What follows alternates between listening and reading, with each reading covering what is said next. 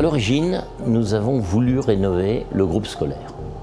Lorsque nous avons commencé à travailler sur les études, les analyses, à la fois pour les normes handicapées, à la fois pour les normes de sécurité, à la fois pour la sécurité incendie, etc., rapidement, on nous a posé le problème de mais quel est le système de chauffage à venir ou quel est le système de chauffage préservé. En fait, là, on s'est aperçu que nos bâtiments n'étaient pas du tout isolés et qu'il fallait vraiment réfléchir à un mode de chauffage performant pour l'avenir. Donc l'école a été construite en 1927, d'abord 4 classes puis 4 autres, et c'est en 2010 que la municipalité de l'époque s'est inquiétée de l'état de l'école. C'était une vieille dame de 83 ans et la municipalité a donc décidé de faire un état des lieux du bâtiment et le résultat c'est qu'il y avait de gros problèmes d'affaissement.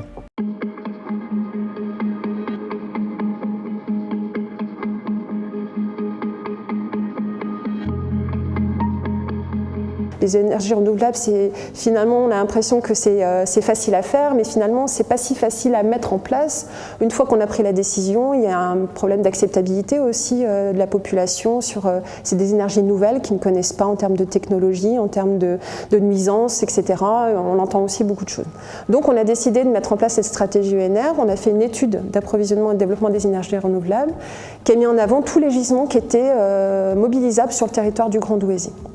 Donc la rénovation du groupe scolaire, qui au départ n'était qu'une rénovation simple, est devenue une rénovation thermique, une rénovation de nouvelles générations de chauffage, une nouvelle génération de régulation du chauffage, et on a abouti à ce projet de chaufferie centralisé pour l'ensemble des bâtiments communaux. Le conseil municipal, à l'unanimité, a décidé de viser le label HQE. HQE, ce qui entraînait donc des décisions à prendre en matière d'isolation, de ventilation et de chauffage. Il est important pour les collectivités de s'affranchir des énergies carbonées parce que d'une part, la volatilité des prix de ces énergies n'est pas forcément maîtrisable, notamment par rapport aux tensions géopolitiques, et puis parce qu'on vit dans un monde fini avec des ressources fossiles qui vont s'épuiser au fur et à mesure. Donc il est vraiment important pour la collectivité de chercher à développer des énergies qui sont renouvelables, qui sont décarbonées, ou de récupérer des énergies fatales. Parce que nous étions en évolution de notre plan climat, en développement de notre plan climat, parce que nous avions créé un conseil en énergie partagée, eh bien, tout naturellement, moi j'ai sollicité ce service du SCOT, du plan climat, pour nous aider dans la réflexion.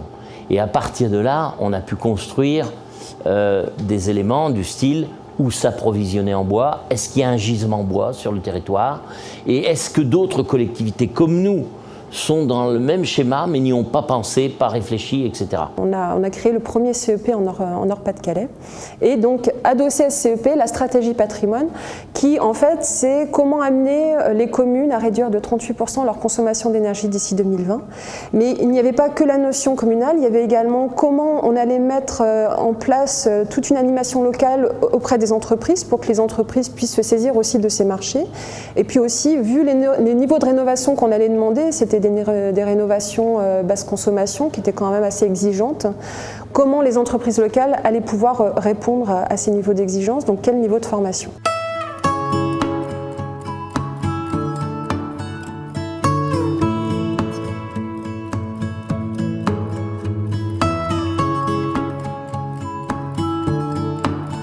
On n'aurait pas pu mener ce projet sans une concertation assez large. On a bénéficié aussi de l'attention particulière de la région de l'ADEME, qui nous ont aidés financièrement. Et donc qui nous ont aidés à promouvoir un projet qui pouvait être durable et qui pouvait s'inscrire pour des années, non seulement pour nous, mais pour d'autres. Ces dernières années, le pouvoir des collectivités, que ce soit en matière d'urbanisme, je pense au PLU par exemple, en matière énergétique, ce pouvoir il s'est accru. C'est-à-dire que la collectivité est devenue autorité concédante. notamment d'un point de vue énergétique. Elle peut donc dialoguer avec les concessionnaires, avec les délégataires de services publics, et ce qui lui permet de co-construire sa stratégie énergétique territoriale. Voilà, on est capable de vous dire, vous sur votre commune, combien vous consommez, quel est votre gisement en énergie renouvelable. On est capable de vous dire, ben voilà, si vous mettez une zone à tel endroit, en termes d'approvisionnement énergétique, vous aurez besoin de tant d'énergie. C'est ce qu'on aimerait en tout cas pouvoir faire, en tout cas avec les élus déjà, qu'ils puissent avoir cette réflexion-là. Et après, au moment où il y aura des opérations, qu'il y aura des opérateurs qui vont venir, c'est de leur dire, ben voilà, on a tout un panel finalement de solutions techniques qui seraient à étudier et pas seulement de nous dire en gros il n'y a pas de réseau gaz donc on branche tout le monde à l'électricité et les énergies renouvelables on met que quelques panneaux sur des toits. Non, on veut qu'il y ait une vraie réflexion sur combien va consommer cette zone, comment on va faire en sorte qu'elle consomme moins et comment elle pourrait être productrice aussi d'énergie autant pour elle et pourquoi pas pour le reste de la commune.